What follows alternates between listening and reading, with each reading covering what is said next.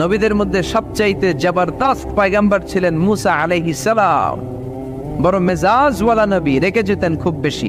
থাপ্পড় মেরে একবার ফেরাউনের বাবুর্চিকে মেরে ফেলেছিলেন।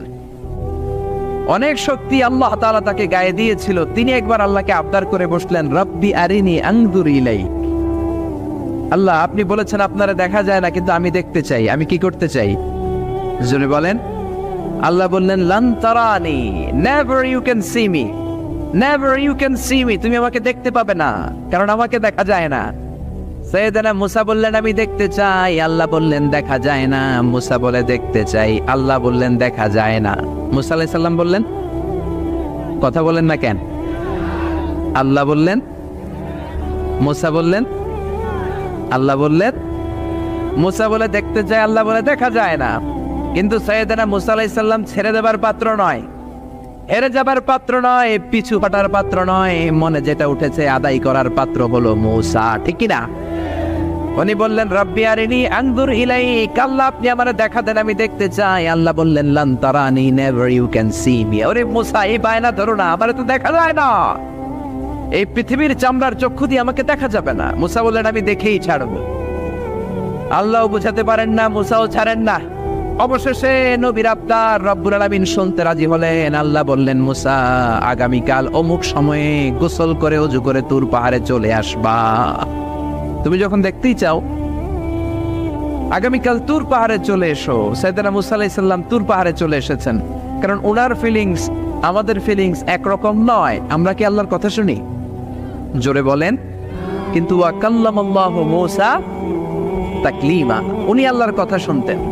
তো ওনার চিন্তা হচ্ছে, যার কথাটা এত সুন্দর, না জানি উনি দেখতে কত। সুবহানাল্লাহ পড়বেন না?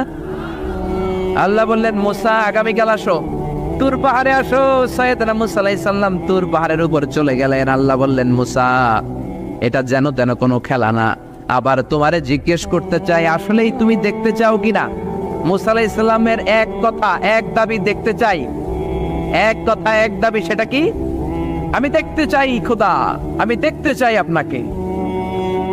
আল্লাহ বললেন, মুসা, এটা সাধারণ খেলা নয়, এটা বিপিএল এর খেলা নয়, এটা আইসিসি নয়, এটা ফিফার খেলা নয়, এটা মুসার সাথে বিশ্ব গভর্নমেন্টের খেলা, ঠিক কিনা? এটা সাধারণ খেলা না। It's a very dangerous game. তুমি যদি স্টার্ট করো, you have to go until the last moment. শেষ পর্যন্ত তোমাকে যেতে হবে, ঠিক কিনা? মুসা আলাইহিস সালাম এক পায়ে খাড়া। সাইয়েদনা মুসা বললেন, আমি রাজি। আল্লাহ বললেন, ওকে, তাহলে খেলা শুরু করে দিলাম। ও মুসা, তুমি দাঁড়িয়ে থাকো, খেলা এখন শুরু হয়ে যাবে। রব্বুল আলামিন মুসা আলাইহিস সালামের চারিদিকে অন্ধকার করে দিলেন। কি করে দিলেন?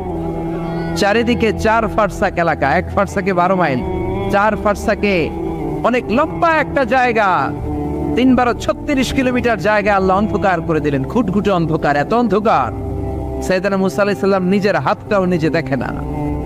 এবার মনের মধ্যে একটু ভয় চলে আসছে, কোন আওয়াজ নাই, অন্ধকার। এবার মনের মধ্যে ভয় এসেছে, কিন্তু আল্লাহকে দেখতে চায়। ওই নেশায় এখন অন্তরের মধ্যে কিছু সাহস আছে না নাই? সাহস নিয়ে দাঁড়িয়ে আছে। এবার আল্লাহ চারিদিকে আলোকিত করে দিলেন। এবার বললেন, মুসা, আরো কিছু কাজ আছে। তোমার চারদিকে 4 ফারসাক এরিয়ার মধ্যে কোনো প্রাণী থাকতে পারবে না। কোনো মশা থাকবে না, মাছি থাকবে না, ইঁদুর থাকবে না, ব্যাঙ থাকবে না, পাখি থাকবে না। সবগুলো পশু আর প্রাণীকে বললেন, আল্লাহ বললেন, তোমরা বাইরে চলে যাও, বাউন্ডারির বাইরে চলে যাও। বাংলাদেশের সাথে ইন্ডিয়ার খেলা, আপনারা দর্শক মাঠে ঢুকতে পারবেন? বলেন, ঢুকলে খেলা হবে? খেলাইটা হবে। আল্লাহ বললেন, সবাই বাইরে চলে যাও। সব বাইরে চলে গেল। এবার আল্লাহ বললেন, মুসা, তোমার 2 কাঁধের মধ্যে 2 ফেরেশতা আছে না নাই? কিরামান, তাদেরকেও বাইরে পাঠানোর দরকার আছে না নাই? আল্লাহ বললেন, তোমরাও 4 দিক থেকে বাউন্ডারি দেয়া এরিয়ার বাইরে তোমরা চলে যাও। এবার রব্বুল আলামিন বললেন, আল্লাহর স্পেশাল সিকিউরিটি ফোর্স ফেরেশতাকে তোমরা 4 দিকে বাউন্ডারি দাও। স্পেশাল সিকিউরিটি ফোর্স ফেরেশতা কাদের সাথে কাঁধ লাগিয়ে, পায়ের সাথে পা লাগিয়ে 4 দিকে একটা বাউন্ডারি দিলেন। চিল্লায় বলেন, আল্লাহু আকবার। এবার সাইয়েদনা জিবরাইলকে আল্লাহ বললেন, ও জিবরাইল, তুমিও ঢোকার চেষ্টা করো না, তুমিও বাইরে চলে যাও। সুবহানাল্লাহ। সাইয়েদনা জিবরাইল বলে, আল্লাহ, আমাকে তৈরির পর থেকে, আমাকে রূহ দেওয়ার পর থেকে আজ পর্যন্ত তোমারে আমি দেখি নাই। সিদরাতুল মুনতাহা হলো আমার লাস্ট বর্ডার। ওই বর্ডারে কান লাগিয়ে তুমি যা বলো শুনি, ওই কথাগুলো নবীদের কাছে পৌঁছে দেয়, এটাই আমার ডিউটি। আজ পর্যন্ত আমিও তোমারে দেখি নাই, তোমার নূর এখনো দর্শন লাভ করি নাই, আমিও দেখতে